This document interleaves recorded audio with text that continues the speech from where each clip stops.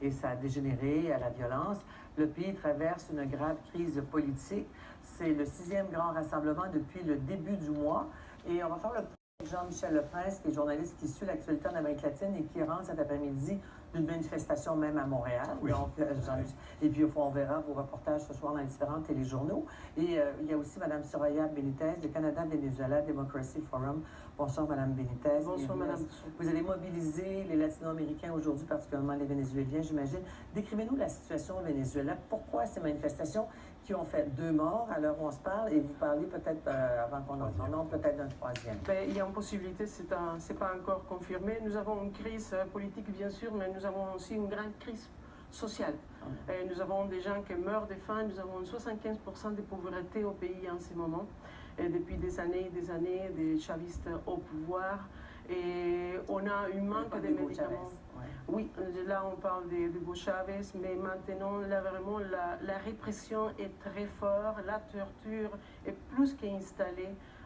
Si hier on avait à peu près 600 personnes qui ont été détenues, aujourd'hui 400 plus, 2 morts.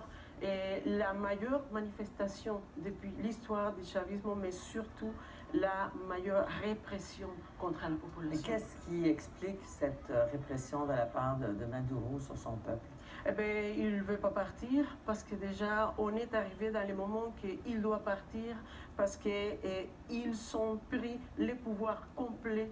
Et ils ont mis des côtés à l'Assemblée nationale, ils ne les reconnaissent pas, même s'ils ont mis ils ont fait des changements dernière minute pour la peur, mais ils ne veulent pas partir. Le pays ne peut plus supporter ça. Ça a dépassé les côtés politiques. C'est vraiment une crise énorme et un blocage. On ne peut pas envoyer des médicaments et les pays, il manque tout. Les gens sont extrêmement pauvres. Jean-Michel, vous qui avez suivi la situation depuis quand même quelques décennies. Oui, je peux confirmer. Ma dernière visite remonte à novembre, je peux vous le confirmer. Une précision, par contre, les images qu'on voit à l'écran en ce moment sont tournées au Brésil. Il s'agit, me dit-on, de réfugiés du Venezuela au Brésil. C'est pour ça qu'on voit ces inscriptions en portugais. Donc ça ne se passe pas au Venezuela, mais c'est lié directement à cette crise économique au Venezuela, effectivement. Ça s'explique comment? Parce qu'il y avait le pétrole quand même au Venezuela. Le prix du pétrole a diminué considérablement. Ça fait plusieurs années que ça dure. Les revenus de l'État ont effectivement aussi diminué. Le Venezuela ne produit pratiquement plus rien, doit tout importer.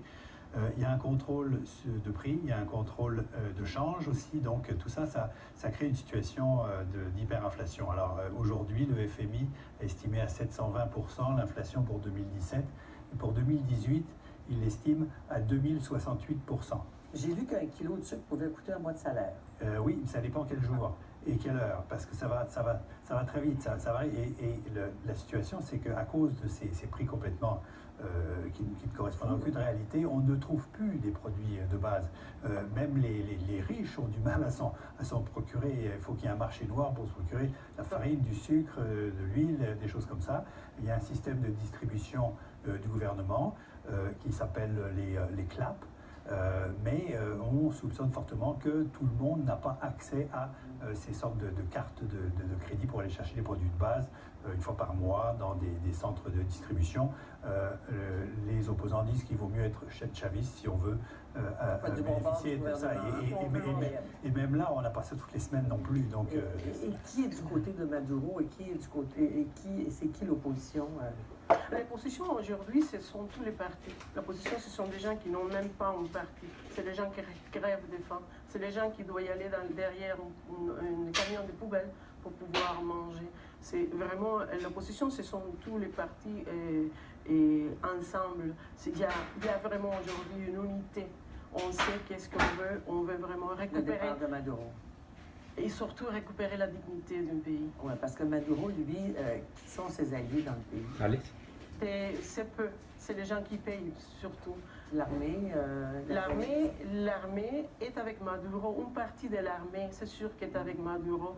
Mais on sait que ça bouge à l'intérieur de l'armée. Et c'est justement ça que nous, on demande. On demande à l'armée de faire ce qu'il doit faire, de défendre la constitution du Venezuela, mais surtout défendre la population vénézuélienne qui en ce moment dans la rue est en train de lui dire défendez-nous. Qu'est-ce que ça voudrait dire que l'armée défende la constitution? Ça voudrait dire d'abord de permettre des manifestations, de faire pression sur le gouvernement pour organiser des élections. Aujourd'hui, Nicolas Maduro, au cours d'un discours, a brièvement tendu la perche à une possibilité d'élection. On ne sait pas ce qu'il veut dire, s'il entend des élections générales présidentielles ou s'il parle des élections régionales qui auraient dû avoir lieu à l'automne et qui n'ont pas eu lieu, pour élire des gouverneurs, des maires, etc. Il exerce un pouvoir absolu, là. Pour l'instant, et les pouvoirs que l'Assemblée nationale avait ont été confisqués par la Cour suprême. Allié de Maduro. Allié de Maduro. Alors là, il s'est passé quelque chose le 1er avril, c'est que donc, la Cour suprême s'est arrogé tous les pouvoirs. Il a comme tiré un trait sur l'Assemblée nationale. Et là, la fiscale générale, la procureure générale, qui... très critique, je pense. Et pour la première fois, Luisa Ortega Díaz a dit non, ça ne peut pas se faire. Et Maduro est revenu en arrière. Et ça, à mon avis, ça a donné probablement l'impression à l'opposition, vous me corrigerez, qu'il y avait des fissures peut-être dans cette espèce de façade opaque et dure du gouvernement Maduro et qu'il y avait peut-être moyen de l'affaiblir.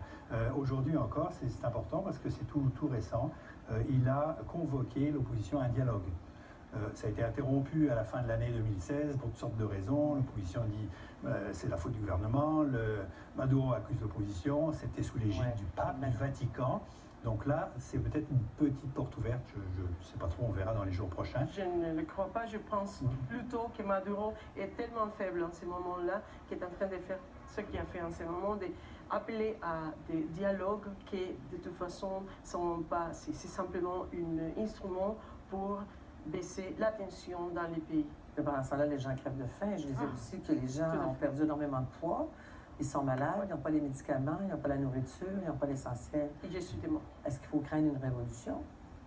Ça, c'est un grand point d'interrogation. Et Maduro qui accuse les États-Unis de fomenter tout ça. Il accuse tout le monde. Il est un immature.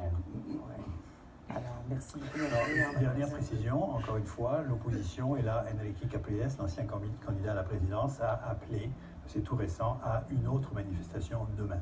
La même chose, mêmes endroits, même ampleur, enfin en tout cas c'est ce qu'ils souhaitent, donc à suivre bien sûr. En espérant que le droit de manifester soit respecté cette fois-ci, comme en appelle la procureure générale.